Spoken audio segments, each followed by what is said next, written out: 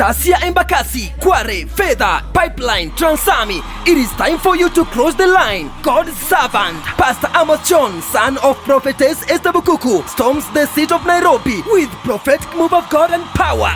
Get ready to encounter God's touch in your life. In this prophetic Sunday service, there will be healing, miracles, signs and wonders. The barren shall call their children. There will be rain of prophecy with the servant of God, Pastor Amos John, son of Prophetess Esther Bukuku. Get ready and don't miss this mighty prophetic Super Sunday service at Prophetic Ministry International Church, PMIC, Nairobi branch. The church is located in Tasia, Outer Ring Road, behind Lakes of Petrol Station. For more information, call us on +254 725 056 259. And if you're in Tanzania, call us on +255 756 498 000. PMIC, God is still speaking.